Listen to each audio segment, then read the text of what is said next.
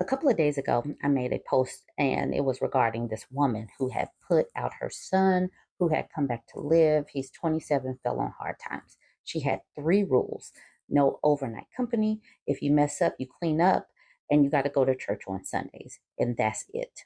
So apparently, he missed 3 weeks back to back. So I addressed him and told him that he'll go next week. The next week came and he still didn't go. After 2 months, I sat him down, had a heart to heart, told him that these were the house rules, and basically the man packed up and left.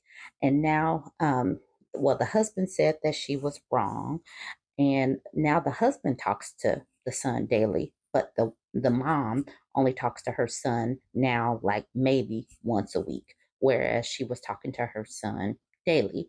And she seemed to be having some trepidation, but in the end, he didn't abide by her rules and he decided to leave. And now he's pretty much low contact. This post got some people talking. It definitely got people talking. Now, I have said this before, I am agnostic. I certainly would not stay with somebody that wanted to force me to go to church. I just wouldn't do it. I might go back to my childhood church simply to say hi to people, but I'm not going to church because it's just like, yay, let's go to church. And, if somebody were to force me because it is keeping a roof over my head or is providing me with something, and I'm in dire straits, I would be resentful of that. And I would also go no or low contact because I think that that is coercive. I believe that even though we are children and even though you might need something for somebody, using that as a control tactic is terrible, it's abusive, it's controlling. That's my opinion. And being agnostic, when I say that I am, it definitely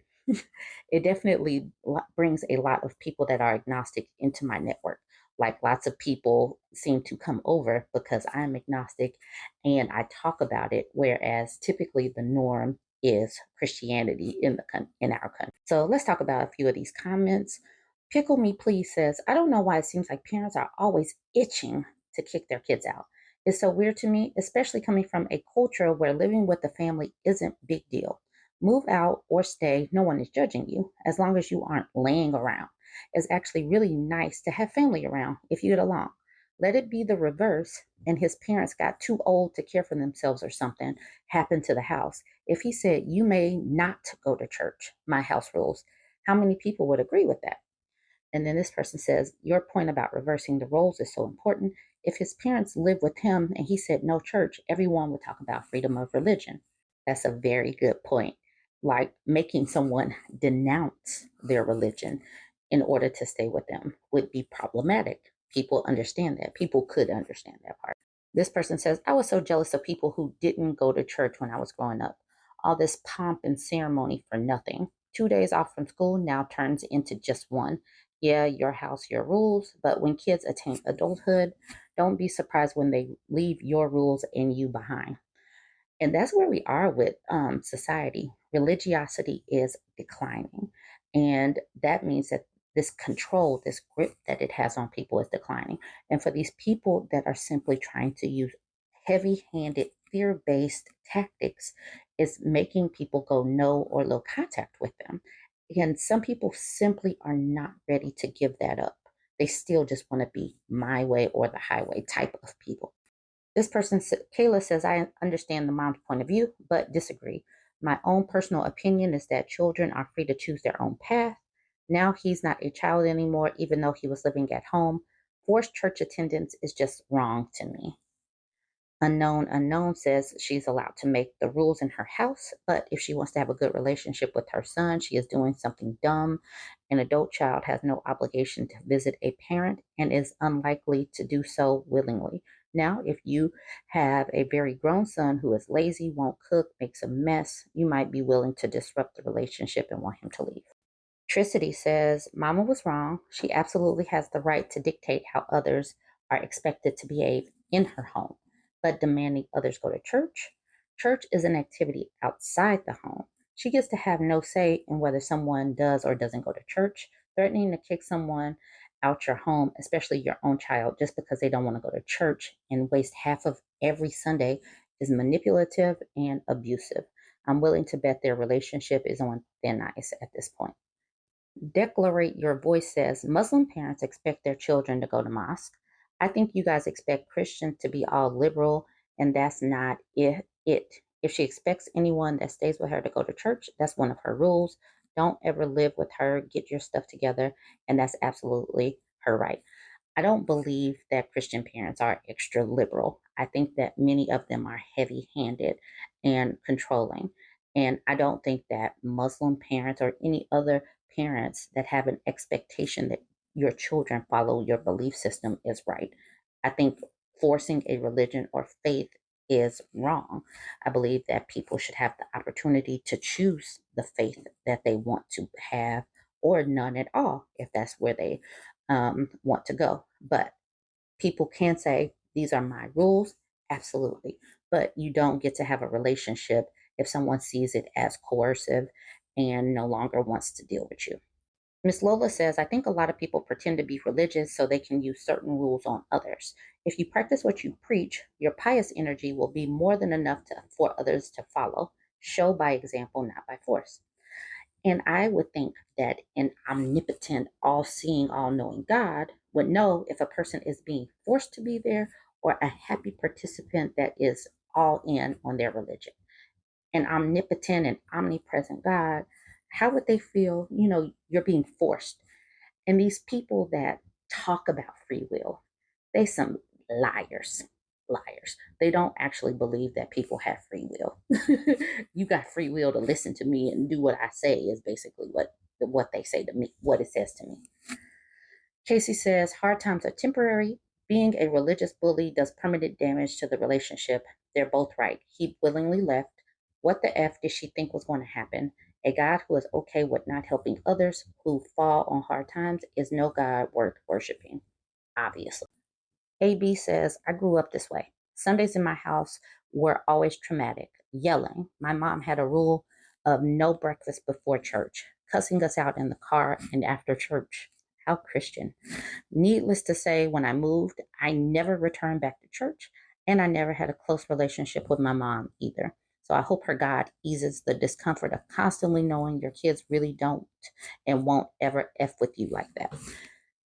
So pushing your kids to church, is it worth losing your relationship with your kids? And what's the point in even having kids if you're just going to be heavy handed and mean spirited? This person was asking, no breakfast before church. What a weird rule. Did your mom give you an explanation? She's like, yes. So she basically felt like it took away time from getting ready. I was one of three girls with a single mom. So the bathroom would always be compromised a lot. And she always felt like it was slowing her down to get ready. So no breakfast, no music, nothing. That home, even though it's a religious home, that home life sounds terrible. All right, so just for a few of these, this person says Christians are so annoying. Jojo says going to church doesn't sound like a high price to pay for living in a parent's home. This person says cult member is upset her son doesn't want to be in a cult anymore. Rainbow says she was doing good with the rules until she put forced religion into it. I don't care if she made him go as a child. Children don't have a choice, but it should tell you something if he didn't continue to go on his own as an adult. Like I said, there were lots of comments on this post. It definitely got people going. But I do wonder, is it worth it to push your religion so much that you lose your child? And why people don't have the basic humanity to stay connected with their children. And that just seems natural. You birthed this person, but you would rather give up your child that you birthed for this God, for your religion, for the pomp and circumstances of Sunday. I don't get it. But I am so glad the church is on the decline, and that's going to be my next video. If you just Google church attendance, a lot of different articles come up about the decline in church membership. They were writing about this all last year. So let's get into this topic just a little bit. So that's going to be the next post. This is a graph that's based on a Gallup poll talking about the declining memberships in church or synagogue. And it has been gradually declining since the early 90s. You can see this graph, and this only goes up to 2020. And I know because of the panic that I have been seeing with all of the articles being written that church membership is on the decline.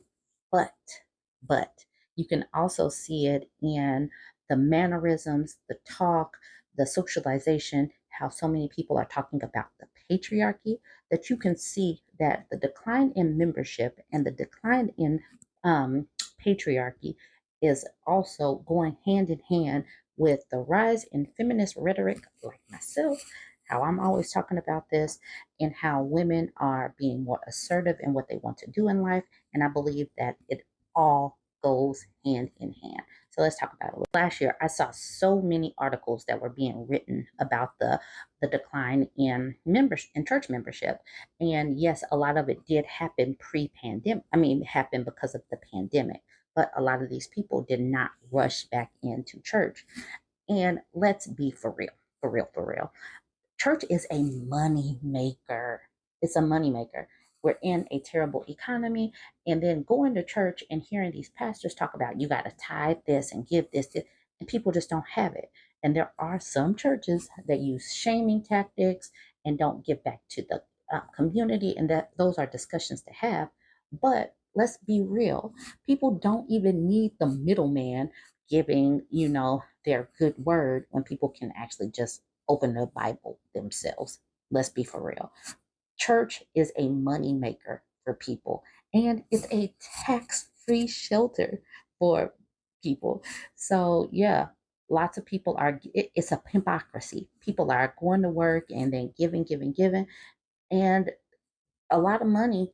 People don't have a lot of money these days. So I don't, for many different reasons, I don't see church membership rebounding.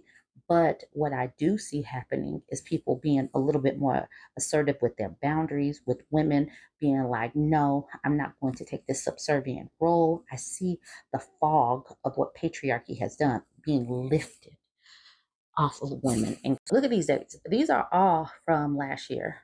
The Great Dechurching, Christianity in Decline, Why So Many Americans Have Stopped Going to Church, Disciples Suffer Massive Membership Drop. And this is just the first 3 pages that I took from Google, The Emptying of America's Churches. Well, the Gospel Coalition says America doesn't have enough churches, but I don't think that that's the case. The Southern Baptist Convention membership declines in 2022, declining church attendance and the future of Christianity.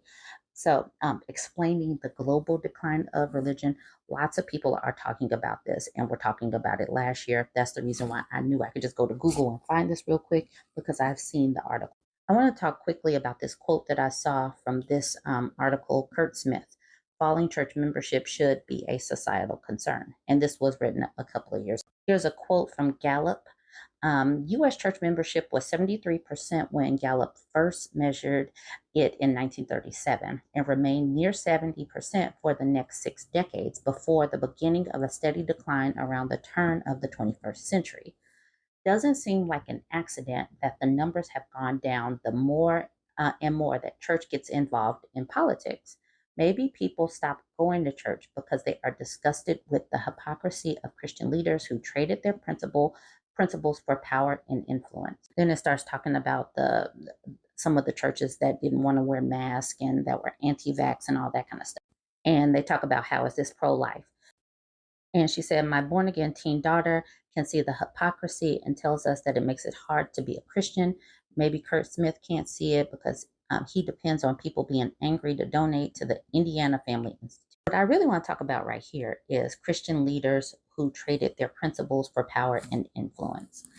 The the decline in church membership also came along with the increase in feminist rhetoric that happened around the 1970s when the civil rights movements were going on and the feminist movement was happening as well.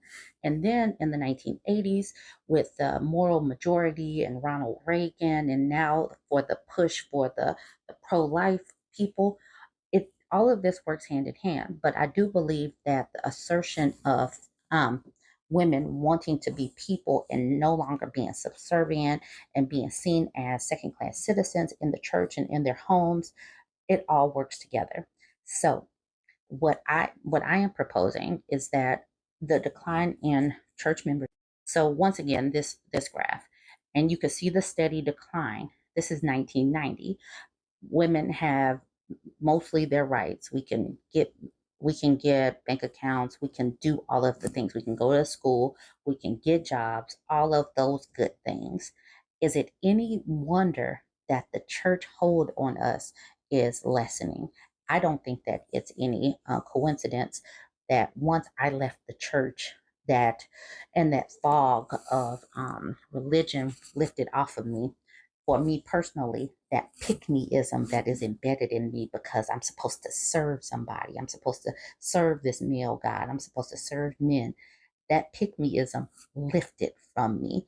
But also, that's when I started to come into my heavily feminist theory of women being, equal and needing the opportunities to be safe, secure, healthy, have opportunities, the radical notion that women are people too, deserving of equality and safety. That's crazy. Anyways, that is, my little tangent, but I just really want to hammer home as religion continues to decline. I think that patriarchy will continue to decline around the same trajectory, but you can't really measure patriarchy, but we can measure declining church memberships. We can measure the falling birth rate. We can measure the falling marriage rate. We can measure the rise of the religious nuns, the agnostic people, the atheist people. You can measure all of that, but you can't really measure patriarchy. Y'all go ahead, chime in. Let me know what you think about this one. Don't forget to like, comment, and share.